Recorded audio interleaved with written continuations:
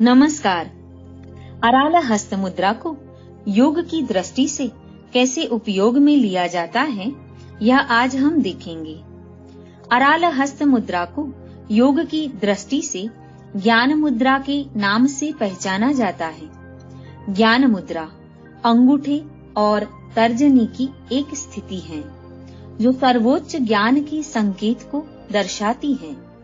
यह हाथों की मदद से अभ्यास किया जाता है, इसलिए यह एक प्रकार की हस्त मुद्रा कही जाती है। हठ योग में ज्ञान मुद्रा को सबसे प्रभावशाली हस्त मुद्रा के रूप में वर्णित किया गया है, जो आत्मा को परमात्मा से एकजुट करने का काम करती है। ज्ञान मुद्रा ध्यान और मन की एकाग्रता को बढ़ाने में मदद करती है, जो एक योगी को गहन ध्यान अवस्था में ले जाती है। यही कारण है कि इस मुद्रा को ध्यान मुद्रा भी कहा जाता है। शरीर के 5 तत्वों में से ज्ञान मुद्रा मुख्य रूप से शरीर के अंदर वायु तत्व को बढ़ाने का काम करती है। बढ़ी हुई हवा मस्तिष्क को अधिक कुशलता में काम करने में मदद करती है। इस प्रकार ज्ञान मुद्रा को वायुवर्धक मुद्रा के रूप में भी जाना जाता है। अंग्रेजी में मुद्रा ऑफ नॉलेज यह नाम से भी जाना जाता है। ज्ञान मुद्रा के कैसे फायदे होते हैं वह हम देखेंगे। शरीर में प्रतिरोधक क्षमता भी बढ़ती है। इससे नकारात्मक विचार दूर होते हैं और ज्ञान का विकास होता है। यह मुद्रा करने से तनाव और अवसाद के लिए सबसे अच्छा उपाय है। यह जड़ चक्र का उत्तेजित करना, जिससे तनाव और उदासी कम होते हैं। यह मुद्रा करने से हृदय रोग में भी बहुत फायदेमंद है। दिमाग तेज करता है और मस्तिष्क स्वास्थ्य में सुधार करता है। यह मुद्रा नियमित रूप से करने से पित्त और कफ दोष होने वालों के लिए ज्ञान मुद्रा बहुत ही सहायक है। ज्ञान मुद्रा का नियमित अभ्यास करने से सारे मानसिक विकार जैसे कि क्रोध, भय, शोक, ईर्ष्या इत्यादि से छुटकारा मिलता है। ध्यान अथवा मेडिटेशन करने के लिए उपयुक्त मुद्रा है।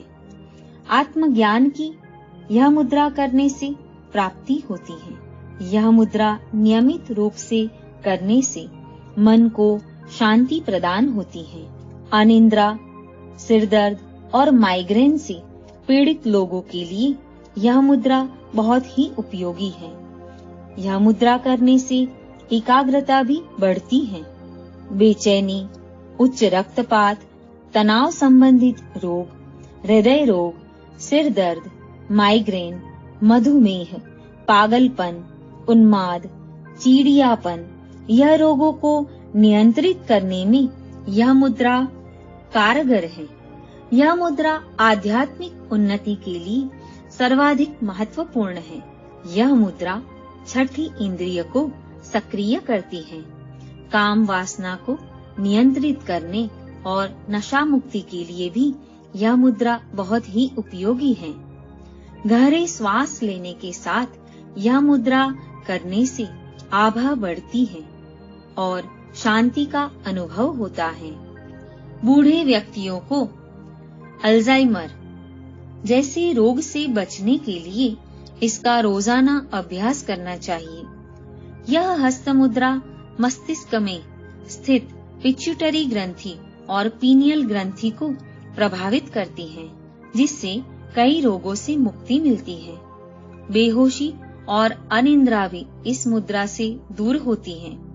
हिस्टीरिया जैसी बीमारी गुस्सा और निराशा दूर करती है।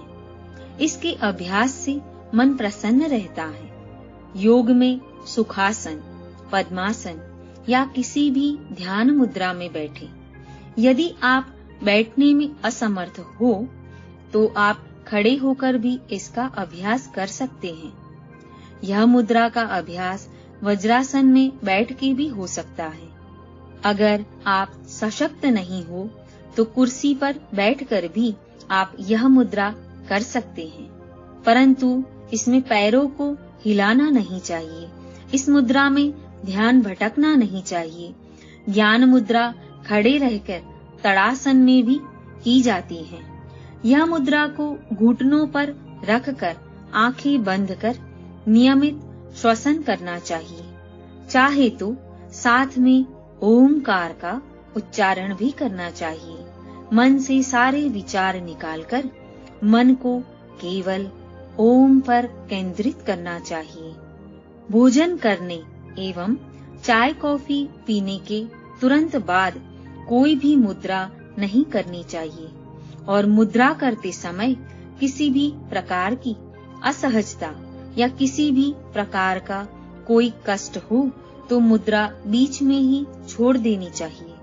ज्ञान मुद्रा करने के लिए सुबह का समय सबसे अच्छा है, फिर भी दिन में किसी भी समय पर यह मुद्रा का अभ्यास कर सकते हैं। मंदबुद्धि बालक भी अगर यह मुद्रा नियमित रूप से करे तो उसकी बुद्धि मंद होने के बावजूद भी चमक उठती है। इसे साधना के तौर से किया जाता है। मानव का ज्ञान तंत्र विकसित होता है, जिससे मनुष्य को भूत, भविष्य और वर्तमान की घटनाओं का भी आभास हो सकता है। दूसरों के मन की बात जान सकते हैं, उसको जानने की क्षमता भी प्राप्त होती है। ध्यान और समाधि में यह मुद्रा अनिवार्य है। यह मुद्रा से कई रोग दूर होते हैं, जैसे कि दांत का दर्द, त्वचा का रोग, यह दूर होता है। सौंदर्य वर्धक है। चेहरे के दाग, झाइयां दूर होती हैं और चेहरे की आभा भी बढ़ती है। ऐसे यह मुद्रा आध्यात्मिक रूप से एवं योग की दृष्टि से भी बहुत ही लाभदायी है। अब हम अगले अंक में देखेंगे कि नवरस की दृष्टि से यह मुद्रा का उपयोग कैसे किया जाता है।